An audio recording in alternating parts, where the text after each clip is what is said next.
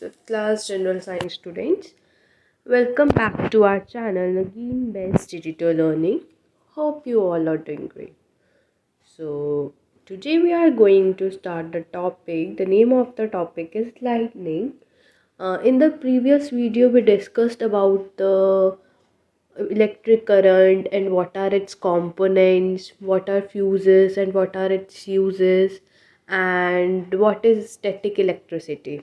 So now today we are going to discuss about the lightning. So let's start. Lightning is an example of static discharge. The patches of clouds during their movement rub against each other. As a result, huge amount of static charges appear on the cloud patches. क्या कह रहे हैं कि जो lightning है वो एक static discharge की एग्जाम्पल है. The patches of clouds during their movement. तो जो हमारे पास क्लाउड्स होते हैं, जो पैचेस होते हैं क्लाउड्स में, जब उनकी मूवमेंट होती है और जब वो एक दूसरे से रब होते हैं, तो रब होने से क्या रिज़ल्ट आता है कि हमारे पास उन पे जो क्लाउड के पैचेस होते हैं उसमें ह्यूज अमाउंट में जो स्टैटिक चार्जेस हैं वो अपीयर हो जाते हैं. जो हमने पढ़ा था like charges and unlike charges फिर हमारे पास अपीयर हो जाते हैं. Frequent rubbing of clouds increase the amount of static charges on them. तो जब क्लाउड्स की अगर फ्रीक्वेंट जल्दी अगर बहुत जल्दी रबिंग होती है तो इट मीन्स जो हमारे स्टैटिक चार्जेस हैं उनकी जो अमाउंट है वो इंक्रीज़ बहुत जल्दी होंगे. When two highly oppositely charged clouds collide, a flash of light appears and clicking sound is produced as a clap of thunder. तो अगर जो हाईली ऑपोजिटली चार्ज क्लाउड्स हैं, ऑपोजिटली चार्ज कौन से हो गए, प्लस माइनस, और अगर ये हाईली चार्ज्ड चार्जेस हैं हमारे पास, तो अगर ये आपस में कोलाइड करेंगे, एक दूसरे से टकराएंगे, तो ये अट्रैक्ट करेंगे क्योंकि ऑपोजिट चार्जेस हैं. तो अट्रैक्ट करते ही क्या होगा, हमारे पास लाइट का फ्लैशमेंट होगी, हमारे पास लाइटनिंग होगी और हमारे पास एक क्लिकिंग साउंड प्रोड्यूस्ड होगी जिसको हम बोलते हैं बिजली चमक रही है ना, हम कहते हैं ना. तो बिजली चमकना मीन्स कि हमारे पास जो ऑपोजिटली चार्ज्ड चार्जेस हैं वो आपस में कोलाइड हुए जिसके कारण हमारे पास बिजली है वो चमकी. तो लाइटनिंग हमारे पास एक एग्जाम्पल है स्टैटिक डिस्चार्ज की, जिसमें हमारे पास जो क्लाउड्स के पैचेस हैं जब उनकी मूवमेंट होती है, जो क्लाउड्स हैं उनकी मूवमेंट होती है या जब वो रब होते हैं तो हमारे पास स्टैटिक चार्जेस अपीयर होते हैं ह्यूज अमाउंट में. हमारे पास बहुत ह्यूज अमाउंट में स्टैटिक चार्जेस अपीयर होते हैं. तो अगर हम फ्रीक्वेंट रबिंग होती है अगर हमारे पास क्लाउड्स की, तो भी इंक्रीज़ होते हैं हमारे पास स्टैटिक चार्जेस. तो वही जो स्टैटिक चार्जेस ऑपोजिट, जो हमारे पास हाईली ऑपोजिट चार्ज है, वो जब कोलाइड करते हैं एक दूसरे से तो हमारे पास फ्लैश ऑफ लाइट प्रोड्यूस्ड होती है और साउंड प्रोड्यूस्ड होती है जिसको हम बोलते हैं lightning. Now next we have electromagnets. What are electromagnets? There is a close relationship between electric current and magnetism. तो बहुत क्लोज रिलेशनशिप है हमारे पास इलेक्ट्रिक करंट और मैग्नेटिज्म में.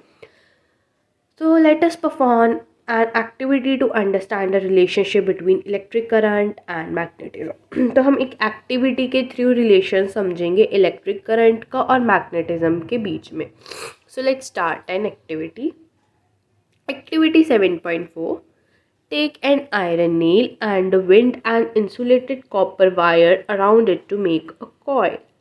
हमने एक आयरन नेल लेना है और हमने एक कॉपर वायर लेनी है जो कि हमने नेल के अराउंड इंसुलेट कर देनी है, जैसे हमारे को फिगर में दिख रहा है कि सिल्वर कलर का हमारे पास नेल है और रेड कलर की उसके ऊपर कॉपर वायर है, वो बंधी हुई है, इंसुलेट हुई है.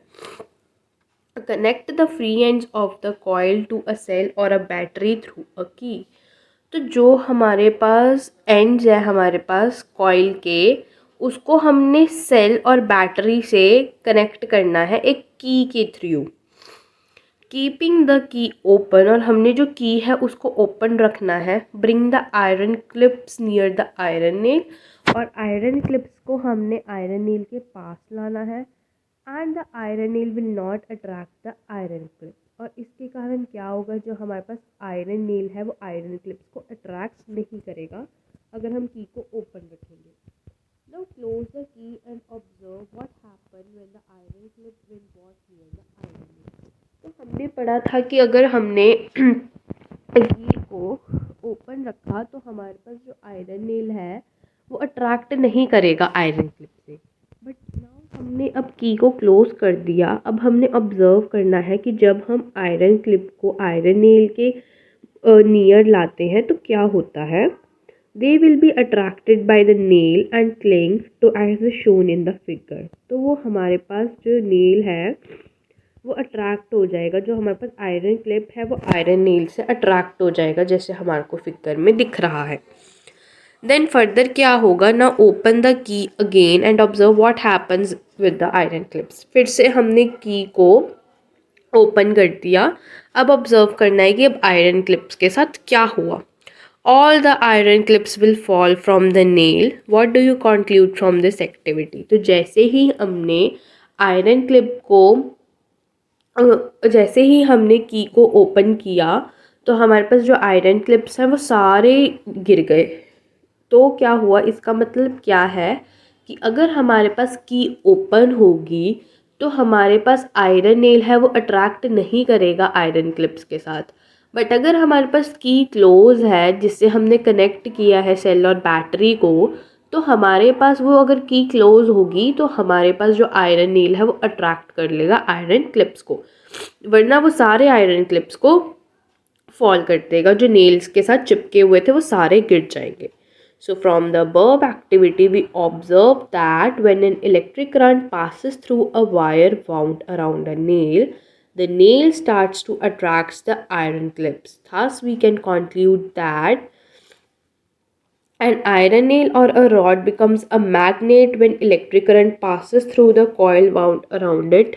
Such a magnet is called an electromagnet। तो हमने ऊपर वाली एक्टिविटी से ये कंक्लूड किया कि जो हमारे पास आयरन नेल है, ये जो हमारे पास रॉड है वो एक मैग्नेट बन गई है। कब, तब जो इलेक्ट्रिक करंट है जब वो पास होता है हमारे पास उस कॉइल से, जिस कॉइल को हमने बांधी है आयरन नेल के साथ, तो जब उस कॉइल के अंदर से इलेक्ट्रिक करंट पास करेगा तो हमारे पास जो आयरन नेल है वो मैग्नेट बन जाएगा। मैग्नेट बन जाने के बाद वो आयरन क्लिप्स को अपनी तरफ अट्रैक्ट करेगा। फिर वही जो मैग्नेट है उसको हम बोलते हैं इलेक्ट्रोमैग्नेट। तो ये क्या कह रहे हैं कि हमने अबव एक्टिविटी से ये कंक्लूड किया कि जो हमारे पास हमने जो आयरन नेल के अंदर जो हमने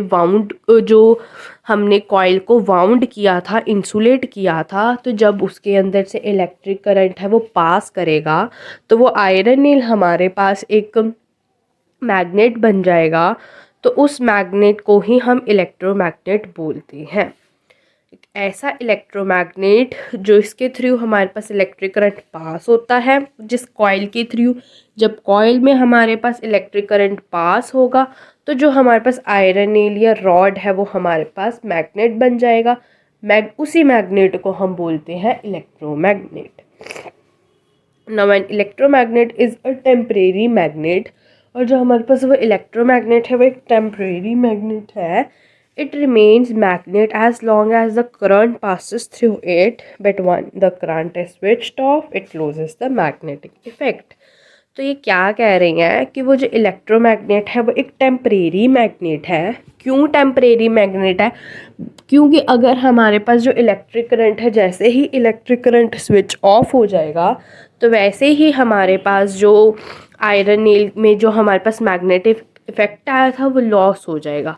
बट जब तक हमारे पास करंट पास करता रहेगा उस कॉइल के थ्रू, तो तब तक हमारी जो रॉड है या आयरन नेल है उसमें मैग्नेटिक इफेक्ट रहेगा और वो आयरन क्लिप्स को अट्रैक्ट करेगा। बट जैसे ही हमारे पास स्विच है हमारे पास ऑफ हो जाएगा या करंट पास नहीं होगा, तभी हमारे पास जो मैग्नेटिक इफेक्ट है वो लॉस हो जाएगा। Now further, what are the uses of the electromagnet? Electromagnets attracts the object made of iron, nickel and cobalt. तो जो इलेक्ट्रोमैग्नेट्स है वो उन ऑब्जेक्ट्स को अट्रैक्ट करता है जो कि आयरन से बने होते हैं, निकल से बने होते हैं या कोबाल्ट से बने होते हैं। वो उन ऑब्जेक्ट्स को अट्रैक्ट करता है। They are used widely in our daily life, और ये हमारे डेली लाइफ में बहुत यूज़ होता है। They are used in magnetic locks, circuit breakers and loud speakers etcetera. और जो हमारे पास ये इलेक्ट्रोमैग्नेट्स हैं वो यूज़ होते हैं मैग्नेटिक लॉक्स, जो हमारे पास लॉक होते हैं उसमें हमारे पास इलेक्ट्रोमैग्नेट यूज़ होता है, सर्किट ब्रेकर में यूज़ होता है और लाउड स्पीकर में। ऐसे ही बहुत चीज़ों में इलेक्ट्रोमैग्नेट यूज़ होता है। Electromagnets are also used in magnetic cranes, electric bells, electric motors etcetera. ऐसे ही हमारे पास जो इलेक्ट्रोमैग्नेट्स हैं वो मैग्नेटिक क्रेन्स में भी यूज़ होता है, इलेक्ट्रिक बेल्स में भी यूज़ होता है और इलेक्ट्रिक मोटर्स में भी, और ऐसे ही बहुत चीज़ों में यूज़ होता है। Electromagnetic crane, now first is the electromagnetic crane, कि अब इलेक्ट्रोमैग्नेटिक क्रेन क्या होती है। Have you ever seen electromagnetic cranes working in a scrap yard. तो हमने क्या कभी इलेक्ट्रोमैग्नेटिक क्रेन देखी है। In electromagnetic cranes powerful electromagnetic is used for lifting heavy iron scrap. तो ये जो हमारे पास इलेक्ट्रोमैग्नेटिक क्रेन है ये किस लिए यूज़ होती है। ये एक पावरफुल इलेक्ट्रोमैग्नेट है जो कि यूज़ होती है कि जो आयरन का जो स्क्रैप होता है, जो आयरन का सामान होता है हैवी हैवी, उसको लिफ्ट करने में इलेक्ट्रोमैग्नेटिक क्रेन यूज़ होती है। तो इलेक्ट्रोमैग्नेटिक क्रेन क्या है। ये एक ऐसी हमारे पास मशीन है, एक ये ऐसा इलेक्ट्रोमैग्नेटिक है जो कि यूज़ होता है, जो हैवी सामान होते हैं आयरन के उनको लिफ्ट करने में इलेक्ट्रोमैग्नेटिक क्रेन यूज़ होता है। These cranes pick up metal scrap by switching the magnet on।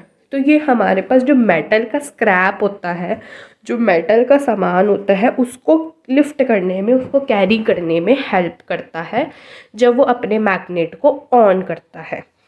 To release the scrap the electromagnet is switched off. तो अगर हमारे को स्क्रैप को अगर रिलीज करना होता है, पकड़ना होता है, तो जो इलेक्ट्रोमैग्नेट है वो स्विच्ड ऑफ हो जाता है। तो इलेक्ट्रोमैग्नेटिक क्रेन क्या है हमारे पास। ये इलेक्ट्रोमैग्नेटिक क्रेन्स हैं वो हमारे पास स्क्रैप यार्ड में वर्क करते हैं, और ये एक पावरफुल इलेक्ट्रोमैग्नेट है जो कि हैवी सामान को लिफ्ट अप करने में यूज़ करता है आयरन स्क्रैप का, और ये हमारे पास मेटल स्क्रैप को भी कैरी अप करने के लिए हेल्प करता है जैसे ही हमारे पास मैग्नेट ऑन होता है। तो अगर हमने उस सामान को रिलीज़ करना है, उस सामान को पकड़ के रखना है, तो जो हम इलेक्ट्रोमैग्नेट है हम उसको ऑफ कर देंगे, फिर जो हमारे पास स्क्रैप है वो रिलीज़ हो जाएगा। Next one is electric bell. Electric bell क्या होती है। Electromagnet is use in the electric bell. अब जो इलेक्ट्रोमैग्नेट है वो इलेक्ट्रिक बेल में भी यूज़ होती है। When the switch is turned on, a current starts flowing through the coil around an iron rod, it becomes electromagnet and thus attracts the elastic iron strip called the armature towards itself। तो अभी क्या कह रहे हैं कि जो हमारे पास electromagnet है वो इलेक्ट्रिक बेल में यूज़ होती है। तो जैसे ही हम स्विच को ऑन करते हैं तो जो हमारे पास करंट है वो स्टार्ट होता है फ्लो करना, करंट फ्लो करना स्टार्ट होता है थ्रू द कॉइल जो कि हमारे पास आयरन रॉड पे माउंट है। तो जैसे ही हमारे पास करंट पास हुआ, करंट फ्लो होना स्टार्ट हुआ, तो वो चीज़ हमारे पास जो आयरन रॉड है वो हमारे पास इलेक्ट्रोमैग्नेट बन जाएगी और वो अट्रैक्ट्स करेगी आयरन स्ट्रिप्स को। तो जो हमारे पास आयरन का मटेरियल होगा उस चीज़ को वो अट्रैक्ट करेगी जिसको हम बोलते हैं आर्मेचर। तो अपनी तरफ जो चीज़ों को वो अट्रैक्ट करेगी उसे हम बोलते हैं armature. The hammer which is attracted to the armature strikes the gong of the bell and sound is produced। तो जैसे ही हमारे पास जो हैमर है वो अटैच्ड हुआ हमारे which is attached to the armature. तो जो हमारे पास हैमर एक आर्मेचर के साथ अटैच्ड है, जब वो गोंग के साथ जाके स्ट्राइक करेगा, ये सिल्वर जो गोंग है हमारे पास इसके साथ जाते ही जैसे स्ट्राइक करेगा तो जो हमारे पास साउंड है वो प्रोड्यूस्ड होगी। Now electric circuit breaks and the current stops flowing through the coil. तो जैसे ही हमारे पास इलेक्ट्रिक सर्किट ब्रेक होगा तो हमारे पास जो करंट है वो फ्लो करना स्टॉप कर देगा कॉइल के through. The coil no longer remains electromagnet, और जो कॉइल है फिर वो अब इलेक्ट्रोमैग्नेट नहीं है। The armature moves back and completes the circuit again. तो इसी तरह जो आर्मेचर है वो हमारे पास वापस आ जाएगा, जो हमारे पास आयरन स्ट्रिप्स हैं वो जो अट्रैक्ट्स थे वो वापस आ जाएंगे। फिर हमारे पास क्या होगा, the same action is repeated and the hammer continues to strike the gong as long as the switch is kept on. तो ऐसे ही हमारे पास बार बार यही एक्शन रिपीट होता रहेगा कि जो हैमर है, हैमर स्ट्राइक करेगा गॉन्ग पे जाकर जब हमारे पास स्विच ऑन होगा और हमारे पास साउंड प्रोड्यूस्ड होगी। तो बेसिकली हमारे पास इलेक्ट्रिक बेल क्या है? इलेक्ट्रिक बेल है हमारे पास कि एक इलेक्ट्रोमैग्नेट है जो कि हमारे पास इलेक्ट्रिक बेल में यूज़ होता है। तो जैसे ही अगर हम स्विच को ऑन करते हैं, स्विच के टर्न ऑन करते ही करंट पास होना स्टार्ट हो जाता है, करंट फ्लो होना स्टार्ट हो जाता है थ्रू द कॉइल। कॉइल के थ्रू करंट पास होना स्टार्ट हो जाता है एक आयरन रॉड पे। फिर जो हमारे पास आयरन रॉड है वो एक इलेक्ट्रोमैग्नेट बन जाती है। तो आयरन रॉड के इलेक्ट्रोमैग्नेट बनते ही वो चीज़ों को अट्रैक्ट करना स्टार्ट कर देती है। आयरन स्ट्रिप्स को वो अट्रैक्ट करना स्टार्ट कर देती है, आयरन मटेरियल को वो अट्रैक्ट करना स्टार्ट कर देती है, जिसको हम आर्मेचर बोलते हैं। तो फिर वही जब चीज़ों को अट्रैक्ट करती है तो जो हैमर है जो कि हमारे पास आर्मेचर के साथ अटैच्ड होता है तो वो गोंग के साथ स्ट्राइक करती है जाकर। तो जैसे ही वो गोंग के साथ स्ट्राइक करती है तो हमारे पास एक साउंड प्रोड्यूस्ड होती है। फिर उसके बाद जैसे ही इलेक्ट्रिक सर्किट ब्रेक होता है, टूटता है, तो जो हमारे पास करंट है वो स्टॉप हो जाता है पास करना, तो जिसके कारण जो हमारे पास साउंड है वो प्रोड्यूस नहीं होती। तो साउंड न प्रोड्यूस होने के बाद जो इलेक्ट्रोमैग्नेट थी आयरन रॉड वो अब इलेक्ट्रोमैग्नेट नहीं रही, उसने अपना मैग्नेटिक इफेक्ट को लॉस कर दिया। जो आयरन क्लिप्स अट्रैक्ट हुए थे वो लॉस हो गए। फिर उसके बाद जो आर्मेचर है वो वापस से अपनी जगह पे आ जाता है। ऐसे ही एक्शन बार बार रिपीट होता रहता है। ऐसे ही हैमर कॉन्टीन्यूस गॉन्ग पे जब स्ट्राइक होता है तो बेल हमारे पास प्रोड्यूस्ड होती है जब स्विच ऑन होता है। बट जैसे ही स्विच ऑफ होता है तो हमारे पास जो हमारे पास स्विच ऑफ होता है तो जो करंट है वो पास नहीं होता और जो बेल है हमारे पास वो बंद हो जाती है। तो ये था हमारे पास uses of electromagnets. Now then we have the magnetic compass. क्या magnetic compass क्या होता है? We know that compass is an instrument containing a freely suspended magnetic needle which always points in the north-south direction. अब क्या कह रहे हैं कि जो कंपास है, कंपास भी एक इंस्ट्रूमेंट है जो कि कंटेन करता है फ्रीली सस्पेंडेड मैग्नेटिक नीडल को, जो कि पॉइंट होती है नॉर्थ साउथ डायरेक्शन में। मीन्स एक कंपास है, एक ही निडल है मैग्नेटिक निडल जो कि नॉर्थ और साउथ डायरेक्शन में पॉइंट होती है, जैसे कि हमारे को पिक्चर में दिख रहा है 7.11 में। It is a navigational instrument which is use for finding the directions. और मैग्नेटिक कंपास का क्या यूज़ है कि एक ऐसा इंस्ट्रूमेंट है जो कि डायरेक्शंस को फाइंड करने के लिए यूज़ होता है। क्या कह रही हैं कि ये जो कंपास है वो एक इंस्ट्रूमेंट है जिसको ऑलवेज नॉर्थ और साउथ के डायरेक्शन में ही पॉइंट किया जाता है। और ये जो हमारे पास मैग्नेटिक कंपास है इसको हम डायरेक्शंस को फाइंड करने के लिए यूज़ करते हैं। Compass is also use to locate the direction of qibla. तो ये केबला की जो डायरेक्शन होती है उसको लोकेट करने के लिए भी यूज़ होता है। नो ये कुछ एक्टिविटी है हमारे पास कि जिससे हमें पता लगेगा, तो हम देखते हैं ये एक्टिविटी परफॉर्म करके। Magnetise a needle by rubbing it with the north pole of a bar magnet several times in the same direction.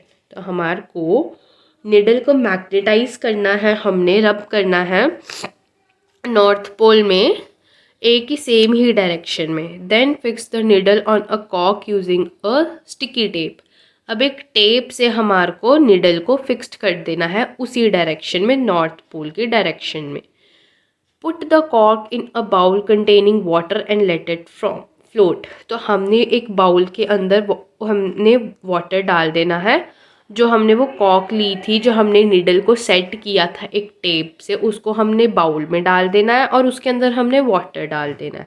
उसको हमने फ्लोट होने देना है। You will see that a cork floats in water in such a way that one end of the needle points towards the north and the other towards the south। फिर वही जो हमने north pole में needle को set की थी उसको tape से, जैसे ही हमने उसको पानी के बाउल में डाला तो हमने देखा कि जो उसकी एक निडल है वो साउथ डायरेक्शन में पॉइंट कर रहा है और उसका जो एक एंड है वो नॉर्थ डायरेक्शन में पॉइंट कर रहा है।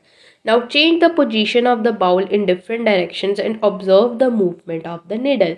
फिर वैसे ही हमने बाउल की जो पोजीशन है उसको चेंज कर दिया डिफरेंट डायरेक्शन में।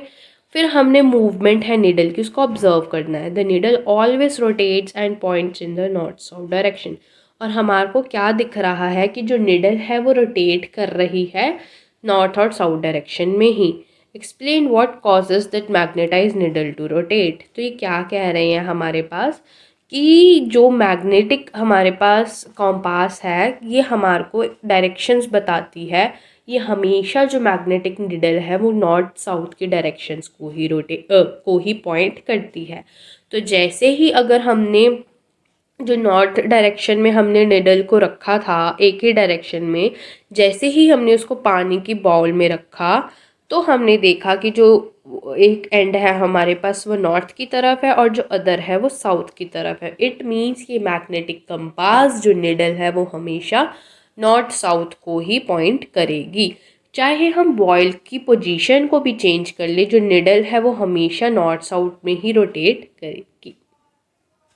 तो ये था हमारे पास कुछ कि हमारे पास यूजेस क्या होते हैं इलेक्ट्रोमैग्नेट्स के, या लाइटनिंग क्या होती है। हमने जैसा कि पढ़ा जो लाइटनिंग है वो एक स्टैटिक डिस्चार्ज की एग्जाम्पल है। तो जैसे ही जो क्लाउड्स आते हैं, पैचेस होते हैं जब क्लाउड्स इन्वायरमेंट में, तो जैसे ही वो रब होते हैं एक दूसरे के साथ तो हमारे पास जो इलेक्ट्रिक चार्जेस हैं, मतलब जो स्टैटिक चार्जेस हैं हमारे पास, वो प्रोड्यूस्ड होते हैं ह्यूज अमाउंट में। तो जो हमारे पास हाईली ऑपोजिट चार्जेस हैं वो हमारे पास जब कोलाइड करते हैं, आपस में टकराते हैं, तो हमारे पास लाइटनिंग प्रोड्यूस होती है, साउंड प्रोड्यूस होती है, जिसको हम बिजली चमकना कहते हैं। इलेक्ट्रोमैग्नेट्स वो होते हैं हमारे पास कि जो चीज़ों को, एक आयरन मटेरियल को जो कि अट्रैक्ट करते हैं। जैसा कि हमने एक्टिविटी में पढ़ा था कि जैसे ही हमारे पास इलेक्ट्रिक करंट पास होता है एक कॉइल के थ्रू, तो जो हमारे पास आयरन नेल या आयरन रॉड है वो मैग्नेटिक बन जाती है। तो उसी मैग्नेट को हम इलेक्ट्रोमैग्नेट बोलते हैं कि एक ऐसी आयरन नेल का मैग्नेट बनना, जैसे ही हमारे पास इलेक्ट्रिक करंट है वो कॉइल के थ्रू पास करता है, उस मैग्नेट को हम बोलते हैं इलेक्ट्रोमैग्नेट।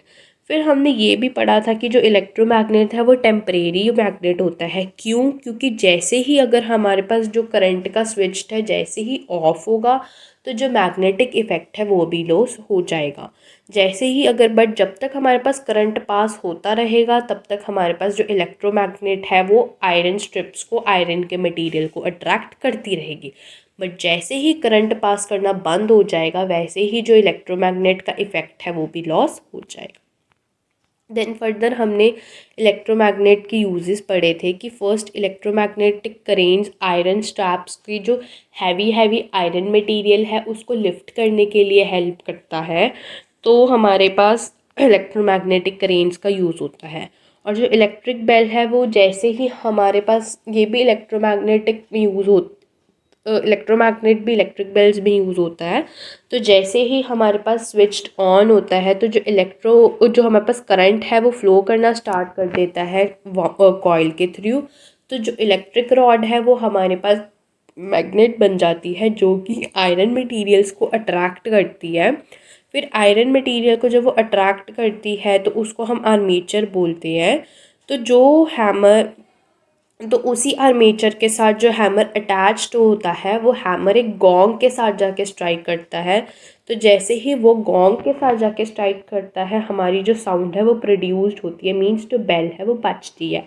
तो बट जैसे ही हमारे पास ये सारा जो सर्किट बना हुआ है वो ब्रेक हो जाता है, तो जो इलेक्ट्रोमैग्नेटिज्म है वो लॉस हो जाता है और जो बेल है वो भी नहीं बज पाती। तो ऐसे ही हमारे पास सारा जो हमारा जो ये सारा प्रोसेस है वो बार बार रिपीट होता रहता है कि जो हैमर है वो जैसे ही गोंग पे स्ट्राइक होगा बेल प्रोड्यूस्ड होगी, बट जैसे ही स्विच ऑफ हो जाएगा हमारे पास बेल है वो प्रोड्यूस्ड नहीं होगी। देन हमने मैग्नेटिक कॉम्पास के बारे में पढ़ा कि जो मैग्नेटिक कॉम्पास है वो हमेशा नॉर्थ साउथ की डायरेक्शन को ही पॉइंट करता है और ये एक ऐसा इंस्ट्रूमेंट है जो कि डायरेक्शंस को फाउंड करने के लिए हेल्प करता है। Now next we have a few key points of this chapter. The first one is electricity is produced by flow of electric charge within the materials. कि इलेक्ट्रिसिटी क्या है, इलेक्ट्रिसिटी कब प्रोड्यूस्ड होती है, जब हमारे पास जो इलेक्ट्रिक चार्ज है वो फ्लो करता है एक मटेरियल के अंदर, करंट पास करता है हमारे पास मटेरियल के अंदर, तो जो हमारे पास इलेक्ट्रिसिटी है वो प्रोड्यूस्ड होती है। The path along which electric current flows is called a electrical circuit. और एक ऐसा पाथ जिसमें हमारे पास इलेक्ट्रिक करंट जिसके थ्रू पास होती है या फ्लो होती है उसे हम इलेक्ट्रिकल सर्किट बोलते हैं। कि इलेक्ट्रिकल सर्किट में ही एक ऐसा पाथ है जहां हमारे पास जो इलेक्ट्रिक करंट है वो फ्लो करता है। जब इलेक्ट्रिक करंट पास होता है तो हमारे पास जो इलेक्ट्रिसिटी है वो फ्लो करती है। तो ये सारा हमारे पास एक प्रोसेस इलेक्ट्रिकल सर्किट के अंदर होता है। Fuse is a safety device connected in an electric circuit. It stops the flow of excessive electric current to pass through an electric appliance and protect it from getting damaged. और जो fuse है वो एक safety device है जो कि electric circuit से connected होती हैं। तो ये जो हमारे पास जो फ्यूज़ है वो सिर्फ लिमिटेड अमाउंट को ही करंट को पास होने देता है, बट ये जो हमारे पास इलेक्ट्रिक करंट जो एक्सेसिव में जो पास हो रहा है उसको स्टॉप करता है कि ज़्यादा अमाउंट में हमारे पास इलेक्ट्रिक करंट पास ना हो। तो हमारे पास अगर इलेक्ट्रिक करंट पास हो जाता है तो जो फ्यूज़ है वो ब्रेक हो जाता है। तो इसी से ही जो फ्यूज़ है वो हमारे इलेक्ट्रिक सर्किट के जो कंपोनेंट्स हैं उनको प्रोटेक्ट करने के लिए हेल्प करता है कि जो इलेक्ट्रिक कंपोनेंट्स है वो डैमेज्ड ना हो, हमारे पास फ्यूज़ यूज़ होता है। Presence of an electric charge on the surface of an object is known as a static electricity.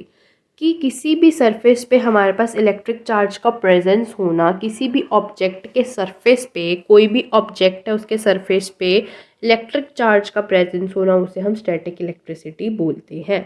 Presence of an electric charge on the surface of an object is known as the static electricity. Static charges remains on the object until they are neutralized or discharged. जो हमारे पास जो static charges है वो object पे तब तक रहेंगे या तो जब तक वो न्यूट्रलाइज ना हो जाए या जब तक वो डिस्चार्ज ना हो जाए आपस में। When the charged object is brought close to a neutral object, charges will be induced on the neutral object. फिर हमने पढ़ा था कि अगर हमने जो चार्ज ऑब्जेक्ट है उसको हमने न्यूट्रल ऑब्जेक्ट के पास लाए तो जो हमारे पास न्यूट्रल ऑब्जेक्ट पे भी जो चार्जेस है वो इंड्यूस्ड हो जाएंगे। An iron nail or a rod becomes a magnet when electric current passes through a coil around it. Such a magnet is called a electromagnet. फिर ऐसे ही जो आयरन नेल या रॉड है वो मैग्नेट तब बनती है जब हमारे पास इलेक्ट्रिक करंट पास होता है एक कॉइल से जो कि इंसुलेटेड होती है हमारे पास आयरन नेल पे, तो उस मैग्नेट को हम बोलते हैं इलेक्ट्रोमैग्नेट। और earth itself act as a huge magnet, और जो हमारा अर्थ है वो भी एक ह्यूज मैग्नेट की तरह एक्ट करता है। तो हमने क्या पढ़ा इसमें कि जो हमारे पास इलेक्ट्रिसिटी है वो इलेक्ट्रिक चार्ज जब हमारे पास फ्लो होता है तब इलेक्ट्रिसिटी प्रोड्यूस होती है, और एक इलेक्ट्रिक सर्किट एक ऐसा पाथ है जिसके अलोंग हमारे पास इलेक्ट्रिक करंट है वो फ्लो करता है। और फ्यूज़ एक सेफ्टी डिवाइस है जो एक इलेक्ट्रिक सर्किट में जो कि इलेक्ट्रिक सर्किट के जो कंपोनेंट्स हैं उनको डैमेज करने से प्रोटेक्ट करती है। और किसी भी ऑब्जेक्ट के सरफेस पे इलेक्ट्रिक चार्ज का प्रेजेंस होना उसे हम स्टैटिक इलेक्ट्रिसिटी बोलते हैं। और स्टैटिक इलेक्ट्रिसिटी एक ऑब्जेक्ट पे स्टैटिक इलेक्ट्रिसिटी एक ऑब्जेक्ट पे तब तक रहता है जब तक वो न्यूट्रलाइज और डिस्चार्ज ना हो जाए। और व्हेन द चार्ज, फिर उसके बाद हमने पढ़ा कि अगर हम किसी भी चार्ज्ड ऑब्जेक्ट को न्यूट्रल ऑब्जेक्ट के पास लाते हैं तो न्यूट्रल ऑब्जेक्ट पे भी जो चार्जेस है वो इंड्यूस्ड हो सकते हैं। फिर हमने पढ़ा कि जो हमारे पास एक आयरन नेल और रॉड मैग्नेट तब बनता है जब हमारे पास कॉइल के थ्रू इलेक्ट्रिक करंट पास कर रहा हो, तो हमारे पास आयरन रॉड मैग्नेट बन जाती है। उस मैग्नेट को हम इलेक्ट्रोमैग्नेट बोलते हैं। और जो हमारे पास अर्थ है वो भी एक ह्यूज मैग्नेट है जो कि मैग्नेट की तरह एक्ट करता है। तो बेसिकली हमने इस चैप्टर में इलेक्ट्रिक सर्किट के बारे में पढ़ा कि इलेक्ट्रिक सर्किट क्या होता है, इलेक्ट्रिक करंट क्या होता है, इलेक्ट्रिक सर्किट के कंपोनेंट्स क्या है, फ्यूजेस क्या होते हैं, फ्यूजेस के यूजेस क्या हैं। फिर हमने इलेक्ट्रोमैग्नेट पढ़ा, लाइटनिंग पढ़ी, यूजेस पढ़े इलेक्ट्रोमैग्नेट के, मैग्नेटिक निडल पढ़ी। तो बेसिकली हमने इस चैप्टर में सारा इलेक्ट्रिसिटी से रिलेटेड पढ़ा कि कैसे इलेक्ट्रिसिटी प्रोड्यूस होती है, फ्लो होती है, और इलेक्ट्रोमैग्नेट क्या होते हैं, चीज़ें अट्रैक्ट कैसे करती है, मैग्नेट क्या होता है, मैग्नेट आयरन क्लिप्स के साथ कैसे अट्रैक्ट होता है। तो ये ही था बेसिकली इस चैप्टर में। तो ये हमारा आज का चैप्टर यहीं कंप्लीट होता है। If you like our video so please like, share and subscribe our channel. Thank you and have a nice day.